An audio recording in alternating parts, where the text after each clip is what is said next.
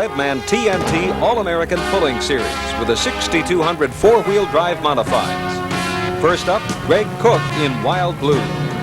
Greg Cooke, Mount Airy, North Carolina, known by the name of Wild Blue. He's your defending summer points champion on the TNT Redman All-American Pulling Series. Draws the #1 spot. A lot of people do not like it. He will have to pull and kind of be the guinea pig for the event. He comes out, backing down, spotting the sled a little bit off left center of the tracks.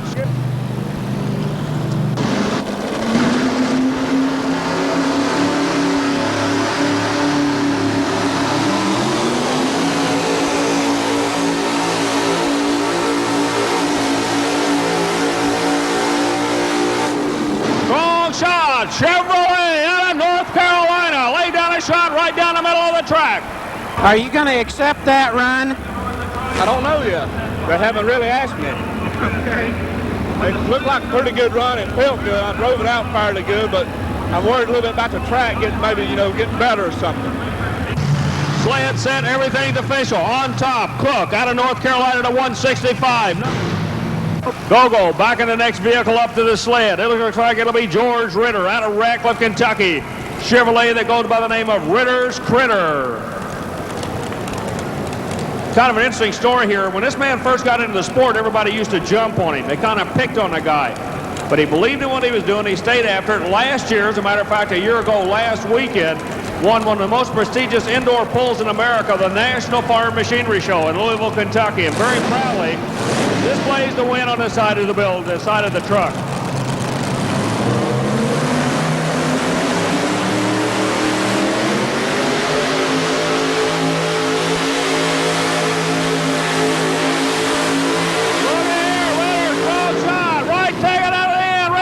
Super strong tonight with the Ritter's Critter out of the Bluegrass State.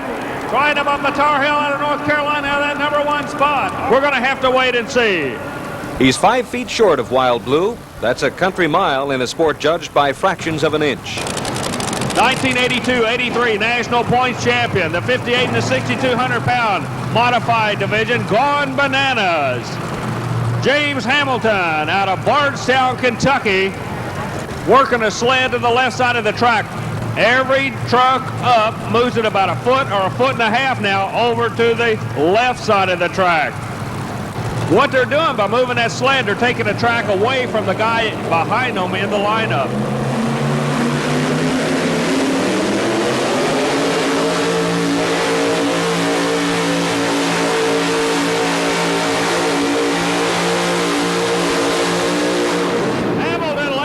Shot, horsepower definitely there. The track's holding it.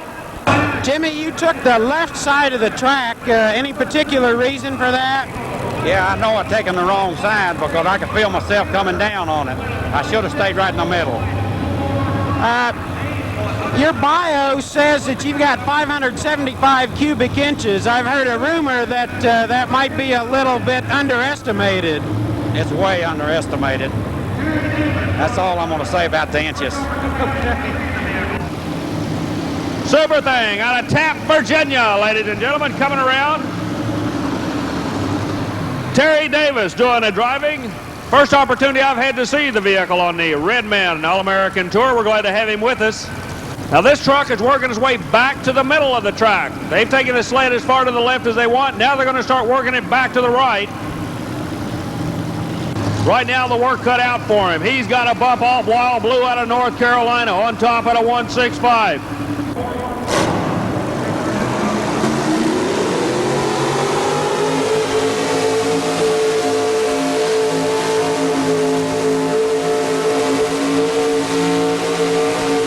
$155.59 feet, not enough. The move to the middle doesn't pay off for Super Thing. How about it, Ford people? It's time to make some noise. Here we go. Charles Hamilton out of Bardstown, Kentucky, Rolling Thunder. He's got a brother currently sitting in the #2 spot. That's James at a 160.53 with a Chevrolet. Would love nothing better than to put this Chevrolet away with the Ford. Next up, Rolling Thunder, the first Ford of the evening. Hamilton checking the gauges, making sure everything's okay.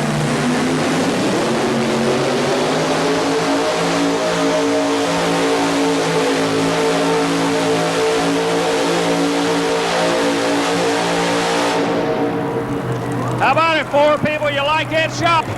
159.37 feet, a foot short of his brother James and over 5 feet short of first place. Wild Blue will stay on top, and there's only 3 machines left to try it. I want you to look at the front of the truck and notice the exhaust pipes coming out. Lyons, an innovator in the sport, he runs under the sponsorship of the people that manufacture the blue jeans, Calvin Klein and Jordache, so forth. If you wear the high-dollar breeches, you help sponsor Stitches, and he will pull a trigger on you. Like I say, he doesn't have to worry about braking equipment. He's got a lot of spare stuff out there. He's got experiment motor set sideways between the front wheels. GMC. Let's see what's going to happen.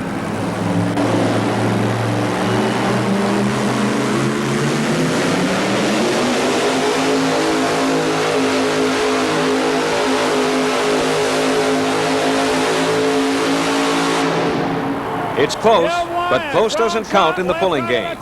Jim has missed first place by just a little more than an inch. Oh, you just pulled into the lead or very nearly to it. It looks like it worked for you tonight. And for it did. It felt real good. Is this a power track tonight or a driver's track?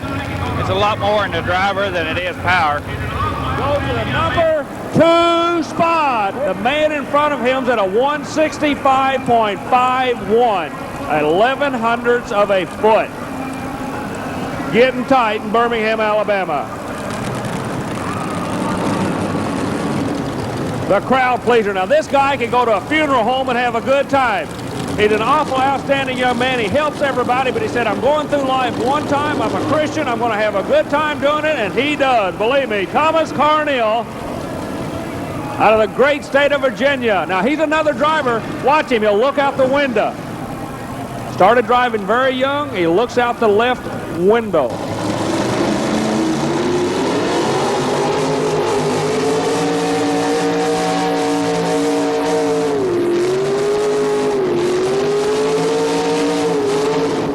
Back pedal, the Mountain Motors Chevrolet at about the 135 mark. It may have caught him. Remember, the further you go down that track, the heavier that sled's going to get.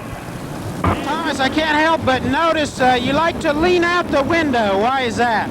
I like to watch the front wheel to try to, watch until when the truck hooks, and then you know when to add more power. But the motor's not running good enough for me to really be looking at anything. It's just more or less habit right now. As defending points champion, does it give the other people more incentive to go out and try to beat you? Yeah, I'm sure it does. A lot of them try to follow and do the things that I do, but sometimes it works and sometimes it doesn't. It's just a draw's got a lot to do with it a lot of times. Okay, thanks. The next up is Scott Johnson in the Oklahoma Showdown. He has the last chance to upset Greg Cooke and is decided to go for it down the left side. Look where the showdown's going. Right where Jim Lyons went. Right back over to the left side of the track.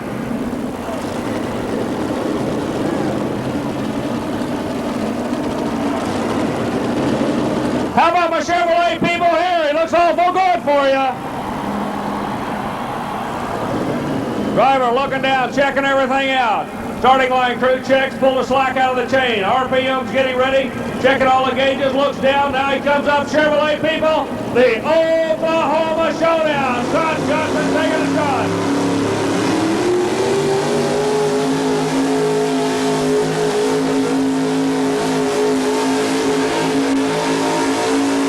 Scott is 2 feet short, but he'll hold down third place. Jim Lyons remains in second, and Greg Cooke wins it by an inch. Away by 11/100ths of a foot. That's getting awfully close down there. That's getting too close. Well, I tell you what, we appreciate you coming and running on the Red Man TNT Tour. How about giving a round of applause, ladies and gentlemen? Greg Cooke, your winner tonight out of Mount Airy, North Carolina.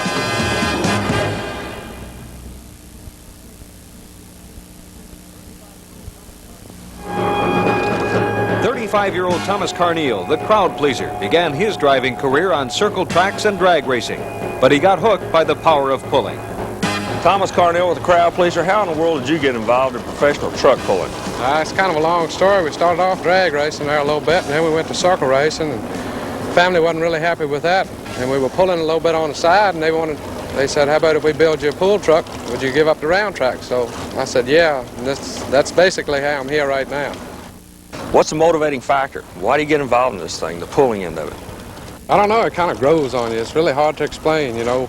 Once you sit in a pull truck, it's not like riding a whole quarter horse, or it's not like going around a circle track, or even drag racing. There's just something there that's so much different. The feel of the truck when it hooks, then you know, it's just something there that's not anywhere else. It just kind of grows on you.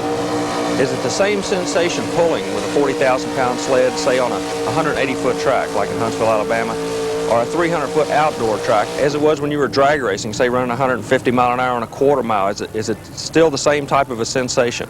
No, it's just something totally to itself, and a 300-foot track is not the same as an indoor track either. By having the crowd closer, and it just seems like everything is closer to you on the indoor track. You gotta, you know, do what you're gonna do a whole lot quicker, and then if you do good, then you can hear the crowd so much better on an indoor track. I like indoor pulling a whole lot better than I do outdoor. So in a motorsport, you can actually get the crowd involved. The crowd can actually motivate you. You know when they're supporting you when you're pulling them. Sure, you really do. And you know, the crowd makes you feel like you're doing a whole lot better than you are sometimes. Even when you break something or something like that, you know, a lot of people cheer, but then you pull around, the announcer will get everybody to clap and say, well, hoorah for you. You know, that helps when you got to ride 800 miles down the road, you know, to go home and fix it. Very good. Thank you, Thomas. Pulling traces its roots to farm tractors, and the Superstock class has retained their outward appearance. A very tight race is in progress in the 7,500-pound class, with only 13 points separating the top 5. Defending class champion Mark Gettinger leads the pack with the equalizer. The Super Tiger John Deere of Alfred Wiles is second, just 2 points ahead of Mark's brother Neil Gettinger on Up and Atom. Todd Wendt and Thomas Dickerson round out the top 5 in the 7,500-pound Superstock tractors. The Redman TNT All-American Pulling Series heads east in September to the Hopkinton State Fair in Conocook, New Hampshire. The New York State Fair at Syracuse hosts a major pull with a total of 12 classes. The Allentown, Pennsylvania State Fair, Purdue University at West Lafayette, Indiana, Twin Creeks Farm, Inwood, Ontario, in Canada, Augusta Expo Land at Fishersville, Virginia, and the Tennessee State Fair in Nashville.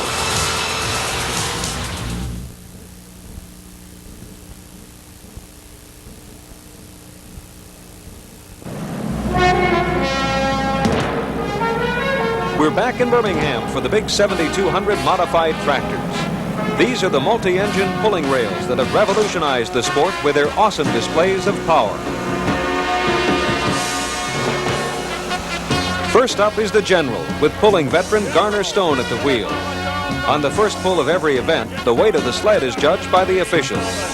The first contestant will be asked to pull again if the sled is judged to be too light. We talking bad now, Birmingham, Alabama. 2 Allison aircraft engines, turbocharged. I would not have any idea of the amount of horsepower this vehicle is running. We're still waiting to find out if the sled is going to be deemed official. Okay, we understand they're going to watch this vehicle to see how he does. Hang on, I'll guarantee you Stowe can flat carry the mail for you. He goes down through there like old number 9, the Atchison, Topeka, and the Santa Fe, ladies and gentlemen. 1,712 times 2 turbocharged. Let's see what's going to happen.